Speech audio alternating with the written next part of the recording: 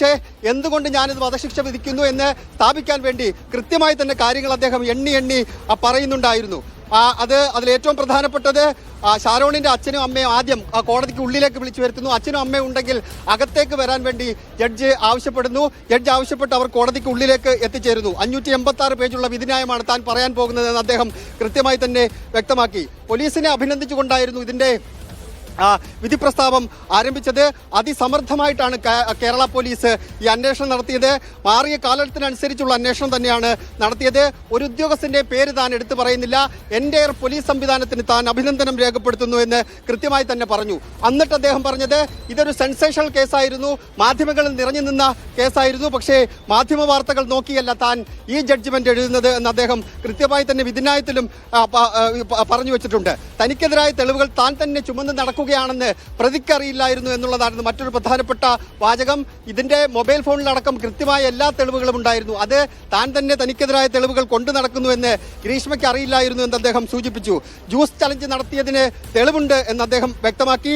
IPC 307 അതായത് വധശ്രമം police ഇത് ഈ വകുപ്പിൽ ചുമത്തിയിട്ടില്ല, ഗ്രീഷ്മയ്ക്കെതിരെ ചുമത്തിയിട്ടില്ല. പക്ഷേ ജഡ്ജി കൃത്യമായി തന്നെ പറഞ്ഞു IPC 307 വധശ്രമം ഈ കേസിൽ തെളിഞ്ഞിട്ടുണ്ട്. പക്ഷേ പോലീസ് ഇത് ചാർജ് ചെയ്തിട്ടില്ല.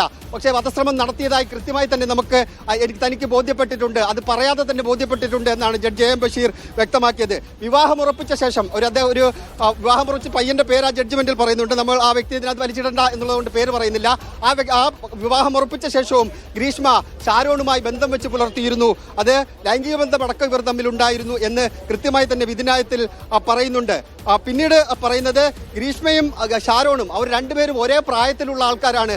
അതുകൊണ്ട് പ്രായത്തിന്റെ ഇളവ് വേണം എന്ന പ്രതിഭാഗത്തിന്റെ വാദം അത് അംഗീകരിക്കാൻ കഴിയില്ല എന്ന് കോടതി വ്യക്തമാക്കിയിട്ടുണ്ട്. പ്രായത്തിന്റെ ഒരിളവും ഗ്രീഷ്മ അർഹിക്കുന്നില്ല എന്നാണ് കോടതി വ്യക്തമാക്കിയത്. ഷാരോൺ പ്രണയത്തിന്റെ അടിമയായിരുന്നു എന്നാണ് ഒരു ഘട്ടത്തിൽ കോടതി പറഞ്ഞത്. ബന്ധം അവസാനിപ്പിക്കാൻ തീരുമാനിച്ച ശേഷമാണ് ഗ്രീഷ്മ ഷാരോണിന് വിഷം നൽകിയത്. മരണക്കിടക്കയിലും ഷാരോൺ ഗ്രീഷ്മയെ പ്രണയിക്കുകയായിരുന്നു. ഗ്രീഷ്മ ശിക്ഷിക്കപ്പെടാൻ വേണ്ടി ഷാരോൺ ഒരു തരത്തിലും ആഗ്രഹിച്ചിരുന്നില്ല. സ്നേഹബന്ധം തുടരുമ്പോഴും ഇതേ ഷാരോണിനെ കൊല്ലാൻ വേണ്ടിയാണ് ഗ്രീഷ്മ ശ്രമിച്ചത്. ജ്യൂസ് ചലഞ്ച് നടത്തിയപ്പോൾ ജ്യൂസിൽ എന്തോ ഉണ്ടെന്ന് ഷാരോണിന് ബോധ്യപ്പെട്ടിരുന്നു. ഷാരോണിന് അങ്ങനെ ബോധ്യപ്പെട്ടത് കൊണ്ടാണ് വേണ്ട എന്ന് പറഞ്ഞിട്ടും അതിന്റെ വീഡിയോ എടുക്കാൻ ഷാരോൺ തയ്യാറായത്. ഒരു തുള്ളി വെള്ളം ഇറക്കാനാകാതെ ഷാരോൺ 11 ദിവസമാണ് ആശുപത്രിയിൽ കിടന്നത്. അത് ഡോക്ടർമാരുടെ മൊഴിയടക്കം അതിനകത്ത് ഉണ്ട്.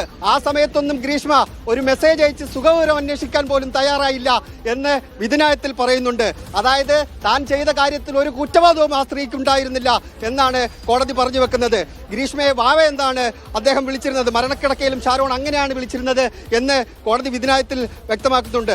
ഷാരോണുമായി സംസാരിക്കുന്ന സമയത്ത് തന്നെ വിവാഹം ഉറപ്പിച്ച ആളുമായി ഈ സ്ത്രീ സംസാരിക്കുന്നുണ്ടായിരുന്നു എന്നും വിധിന്യായത്തിൽ വ്യക്തമാക്കുന്നുണ്ട്. പ്രകോപനമൊന്നുമില്ലാതെയാണ് കൊല നടത്തിയത്.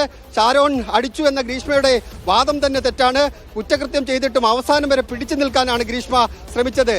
ഷാരോൺ ഗ്രീഷ്മയെ അന്ധമായി വിശ്വസിച്ചു പോയി. കൊലപ്പെടുത്താനാണ് തന്നെ വിളിക്കുന്നതെന്ന് ഷാരോണിന് അറിയില്ലായിരുന്നു. സ്നേഹിക്കുന്ന ഒരാളെയും വിശ്വസിക്കരുത് എന്ന സന്ദേശമാണ് ഈ കേസ് സമൂഹത്തിന് നൽകിയത് എന്നുകൂടി പറയുന്നുണ്ട് ജഡ്ജ്മെന്റിൽ. അതുകൊണ്ട് പ്രതിക്ക് പ്രായത്തിന്റെ ഇളവ് നൽകാൻ കഴിയില്ല, തനിക്ക് മറ്റുള്ളവരെ കൂടി നോക്കണം. അതുകൊണ്ടാണ് ഷാരോണിന്റെ അച്ഛനെയും അമ്മയും താൻ കോടതിയിലേക്ക് വിളിപ്പിച്ചത് എന്നുകൂടി ജഡ്ജി പറഞ്ഞു. അതിനുശേഷമാണ് പ്രധാനപ്പെട്ട ആ വിധിന്യായത്തിലേക്ക് കോടതി കടന്നത്.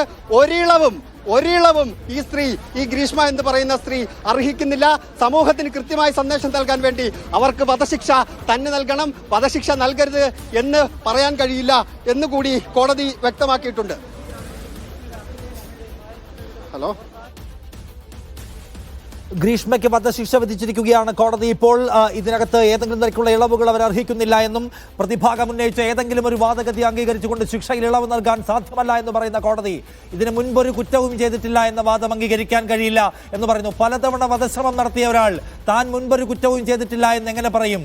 ഒരു ജീവപര്യന്തം ശിക്ഷ നേടാൻ കഴിയുന്ന കുറ്റം അവർ ചെയ്തിട്ടുണ്ട്, എന്നിട്ട് താനൊന്നും ചെയ്തിട്ടില്ല എന്ന് പറഞ്ഞാൽ എങ്ങനെയാണ് അംഗീകരിക്കാൻ കഴിയുക എന്ന് ചോദിക്കുന്ന കോടതി, ഈ ഷാരോണിനും ഇവർക്കും ഒരേ പ്രായമായിരുന്നു, അതുകൊണ്ട് ഇവർക്ക് പ്രായത്തിന്റെ ഇളവ് വേണമെന്ന് ഈ ചെറിയ പ്രായമുണ്ടായിരുന്ന ഒരാളെ ജീവിക്കാൻ അനുവദിക്കാതെ കൊന്നുകളഞ്ഞിട്ട് തനിക്ക് മാത്രം പ്രായത്തിന്റെ ഇളവ് വേണമെന്ന് ആവശ്യപ്പെടുന്നതിലെ യുക്തി എന്താണ് എന്ന് കോടതി ചോദിക്കുകയാണ്.